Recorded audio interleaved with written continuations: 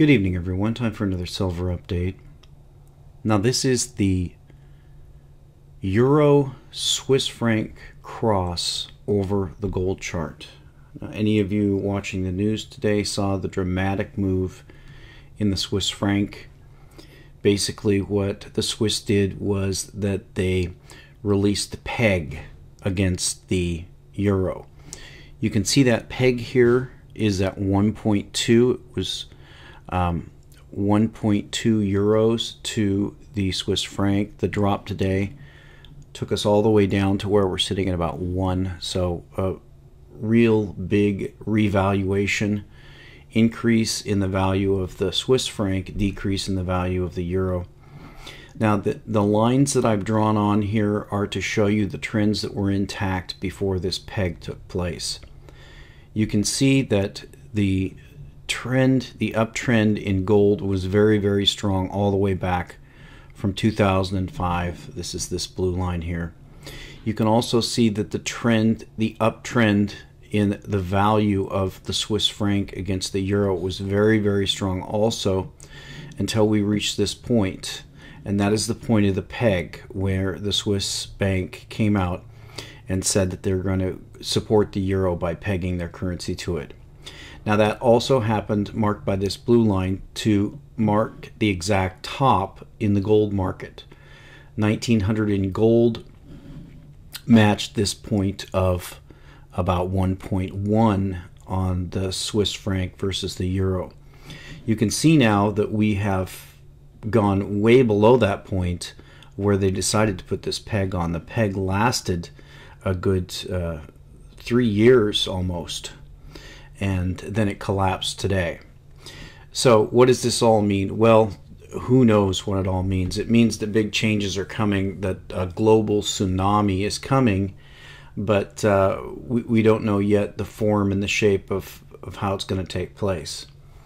Now, what is the reasoning behind why the Swiss would want to peg their currency to the euro? Well, the traditional excuse that's given is that it protects domestic manufacturers by causing a weaker currency, because a stronger currency harms domestic manufacturers.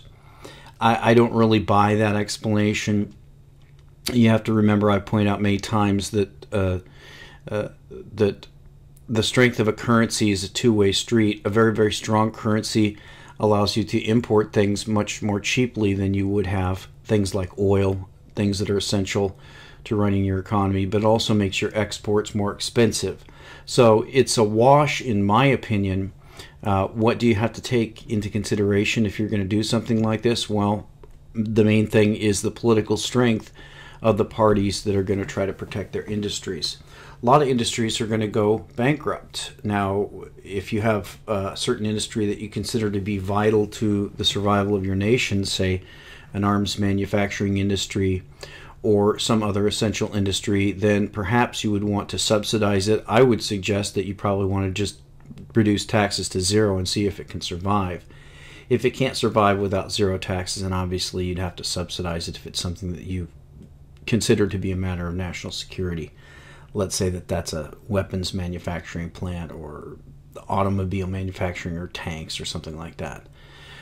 So those forces in Switzerland did not win this battle. The central bank backed off and they decided to stop protecting the euro. My opinion is that it was political forces from outside of Switzerland that actually forced that peg.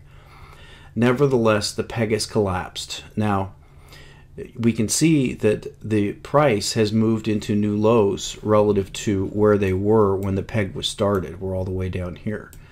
But gold is nowhere near where it was when that peg was started. You can see that gold is all the way back down here, but with quite a significant rally. So we want to take a look and figure out how that's going to impact gold and specifically silver going forward. So let's go ahead and just pull up the gold chart itself and let's do a silver cross. Now we know that the weakness in the commodities is really starting to show forth. We had the collapse in oil, and then we're beginning to see the collapse going on in copper. So silver is traditionally considered to be not just a monetary metal, but it's also considered to be a industrial metal. So we can see the big difference here. Silver did catch a bid, although it barely got above 17. You can see it's right now at 1704, whereas gold is fairly strong. So you can see that silver is severely lagging gold. Now, that happened before. If you look back in the bottom that we made in 2008, the beginning of 2009, silver had corrected significantly more than gold. And then once gold started to rally, actually once gold started to break out into new highs right here, silver actually paused and flatlined for a while, and it didn't take off for many months later, in fact almost a year later. So are we going to see a similar thing? Now, we saw once that the monetary spigots were turned on with QE2, silver took off at the end of that summer, and we ran all the way nearly to 50. Now, the divergence between silver and gold is actually greater this time, and so I expect the catch-up and the upside to be even more dramatic this time on the way back up. I think a lot of pundits and commentators now agree with this move by the Swiss that gold has finally made a bottom. And so what is all behind this? Well, I wanted to read an article from a blog. This is just a different perspective. And we've talked about the Charlie Hebdo. We've talked about the other incidents that are going on, the strange coordinated march. You remember that I gave you the list of the participants in that march. One thing I would note, if I recall, I think I don't remember seeing anyone from Switzerland in that march. That's kind of interesting. But let's read this article from redefininggod.com. This is, if you read the About Me, this is just a guy who says he's not an insider or anything. He says he's just kind of like me. He's just a guy who has a lot of time on his hands, although I don't have that, but he has a lot of time on his hands taking care of his sick son, and he does his analysis, and this is his analysis. So I wanted to look at this as a different kind of perspective on what's going on, because this action with the currencies and then the action with the false flags is somewhat puzzling in the way that it's been done. So let's read a little bit of this. Throwing the game. Why the globalists are exposing their own false flags and the real agenda behind the Paris attacks. Have you noticed how all the recent false flag terrorist and lone gunman attacks seem like they were planned by the Keystone Cops? Now, if you haven't seen the Free Radio Revolution videos on the Paris attacks and some of the insanity, it really is comical. He has one video where he plays Yakety Sax, the Benny Hill theme song, and watch these cops running around. They really do look like the Keystone Cops. It is no accident that they are so easy to see through. Back when I was covering the Boston bombings in my first blog, I realized something fairly early on. I wrote about it 18th of April 2013. You'll have to pardon me for having my standard paranoid thoughts, but this is just too easy. I'm left asking myself, did the cabal really believe they could get away with such an old-school false flag at a place where there would be thousands of people with digital cameras, camera phones, and instant access to global social media sites? Is their OPSEC really so sloppy that they'd use the same crisis actors at different staged events? Could this be part of the engineered takedown of the demonized Western secret societies so the glamorized Eastern secret societies can take the reins of power? To put it plainly, did they intend for us to put this puzzle together? Is this a small, flashy illusion intended to draw us into the grander illusion at work in the background? I will write more about this when the Boston event dies down. For now, and regardless of any ulterior agendas that are in play, this event is helping in the awakening of the general public, so I'll continue to flow with it. Since then, there have been more false flags, including many that appear to have been wag the dog theatrical productions staged with crisis actors. This being the case, you got to ask yourself a few questions. Why would the globalist intelligence agencies stage false flag attacks that are so sloppy that any regular Joe with an internet connection like me can see the inconsistencies? Why would alt-media disinformation sites that are known to be globalist mouthpieces be pointing out all the inconsistencies to the public and openly labeling them as false flag attacks? Cui bono? Who benefits? As I noted in the excerpt above, these are the benefits the globalists accrue from such practices. 1. These blown false flags help to wake the people up. Dramatic events like this get lots of attention, and as people eventually catch on to the inconsistencies between the official story and what actually happened, they start looking for answers. As I've written before, the current awakening was engineered by the globalists to facilitate the transition to the New World Order. They can't run a dialectic on the population until the public is awakened to the two sides, the evil West and the good East. 2. These events help to establish the credibility of the alternative media disinformation sites. As people begin to see the inconsistencies and look for answers, there's a whole cast of colorful alt-media characters waiting to provide them. And once the disinfo sites have established credibility with the newly awakening ones, they sell them the East versus West dialectic. 3. These events provide evidence of how evil the West is, thus supporting the East versus West dialectic. If you watch whom the disinformation sites blame for the attacks, you get the usual suspects. The Nazis. And it's a quote here. It can now be reported that the alleged terrorists, aka Nazi paperclip US NSA CIA crisis actors linked to yesterday's Paris, France terrorist attack were trained in the nation of Yemen, aka the Nazi Israeli Mossad paperclip headquarters. And the Zionists. This is Kevin Barrett from Veterans Today. False Flag Weekly News just finished a special report on the Charlie Hebdo spectacular in Paris. Also check out the links to the stories we covered.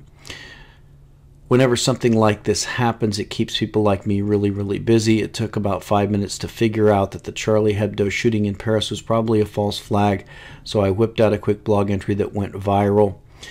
Viola, Paris, Charlie Hebdo attacks, another Zionist false flag. Or as the disinfo mouthpiece Benjamin Fulford calls them, the Nazionists. They are the bogeymen in this globalist fairy tale. But the great thing about disinformation sites is that if you know how to correct for their spin, they also give you the real reasons behind everything. Take the Paris terror attacks of the past week, for example. Veterans Today blurted out the real agenda behind them for everyone to see in the VT article linked above. One thing I missed in the original blog post, the timing of the Charlie Hebdo event was suspicious, not only because it closely followed Netanyahu's threat that France was making a grave mistake by supporting Palestinian statehood and unleashed pre-scripted Zionist talking points against France's pro-Palestine position, but also because the Zionists are panicking at the success of the European anti-New World Order parties in general and the French Marine Le Pen, Alain Soral, Duidon contingent in particular. Let me explain why I bolded that last section. Once the globalists trigger the new Lehman event and take down the West, the Western populations will be furious at their leaders. The globalists know this. This is why they've been preparing to scapegoat the existing political figures and replace them with pre-marketed outsiders who will set things right again. If you've noticed, the establishment has had existing leaders like America's Obama and France's Hollande force wildly unpopular policies upon the people, thus preparing the scapegoats for the slaughter. Now, can you guess who they've been grooming as outsiders who will replace these unpopular figures? In America, it's politicians like Ron Paul, Rand Paul, Ted Cruz, and Elizabeth Warren. And in France, it's the French Ron Paul. This picture shows Jean-Marie Le Pen and his daughter Marine Le Pen, who are the French analogs to Ron Paul and his son Rand Paul. So who will be the British Ron Paul? Nigel Farage? In the same way that the Bank for International Settlements, BIS, have been positioning themselves to be wise supernatural institution that saw it all coming and could have prevented it if only we had the power, controlled opposition figures like Ron Paul and Marine Le Pen have been positioning themselves as the solution to the problems that now beset us. Note what Marine Le Pen said about Ron Paul before she went to visit him in Washington. Le Pen specifically cited hopes of meeting Ron Paul, calling him, quote, a great defender of an international monetary system anchored on the gold standard. Bingo. Both she and Paul believe in an international monetary system with some sort of gold backing. And wouldn't you know it, that's exactly what the globalists have in store for us, an asset-backed, multilateral global financial system. Also note what Ron Paul's office said about the meeting. Last month, Paul's office had defended scheduling the meeting with Texas Republican spokeswoman Rachel Mills, writing in an email, quote, Paul generally meets with foreign politicians and political leaders who request a meeting, particularly when they share his interest in monetary policy and the destructive nature of central banks. Bingo. Who else is speaking out about the destructive policies of national central banks? The BIS, that's who. The globalists plan on shutting down some, if not all, national central banks like the Federal Reserve and replacing them with globalist-controlled national treasuries, which will operate in concert with the global central bank, although they probably won't label it a central bank. Keep in mind that when the G20 central banking cabal hold their meetings, both the central bank heads and the government finance ministers attend. And then he shows that attendance thing. Following the meeting, here are more quotes from Marine Le Pen. Now, I'm going to skip those. So here's the summary. All this being said, the globalists want the awakening public to see the Paris attacks as false flags conducted by the Nazionists in support of an evil Western agenda. This helps them wake people up to the East versus West dialectic, establish their disinfo purveyors as the real truth tellers, and provide evidence that the evil West must be stopped by the BRICS freedom fighters. It also helps them in their leadership marketing effort for replacing the current incompetent leaders with their controlled opposition counterparts. So that's an interesting take on things. I don't know if I completely agree with it, but it's definitely interesting and it's made me think about these things. There's definitely something to this obvious false flag thing that's going on. So back to the charts here, the gold-silver overlay is very ominous to say the least. It's definitely a shadowing of what's to come, a foreshadowing, if the 2009 bottom is any type of indication. Now the other chart I wanted to end with here is the US dollar index. Now a lot of people have talked about the dollar index, and recently some people have used the example of a tsunami. And if you know, in a tsunami, the first thing that you see is that the tide actually goes out. So the things go in the opposite direction that they're ultimately going to go. Now, if you're in a tsunami, let's say that you're on the coast and a tsunami is coming, maybe you start to see that tide go out. Where's the safest place to be? Well, obviously you can see from the video footage from the people who survive, the safest place to be is going to be high ground. But a second very safe place to be is actually going to be in a boat going out towards the tsunami. So if you're sitting there floating right offshore, regardless of what size of boat you have, an easy way to survive a tsunami is to just simply go out into the ocean, because as the tsunami passes you, it's actually just a very small bulge that barely noticeably raises and then lowers your boat. It's not until the tsunami hits the coastline that all the destruction happens. So if this analogy is true, and I think it is, I think there's a global tsunami coming, then you probably, if you can't make it for highland, you probably want to move further out to sea, and that's going to be sitting and floating in the precious metals, because right now the precious metals are basically floating on a sea of these violent tides of currencies that are going back and forth. Right now it's the Swiss franc, but I don't think that there's any question that it could very well be another currency right on the heels of that. And so it's very difficult to jump back and forth between these currencies. This is the cross of the Swiss franc and the Japanese yen, and you can see that there was a major historical move with this, that the yen is dropping dramatically against the Swiss franc.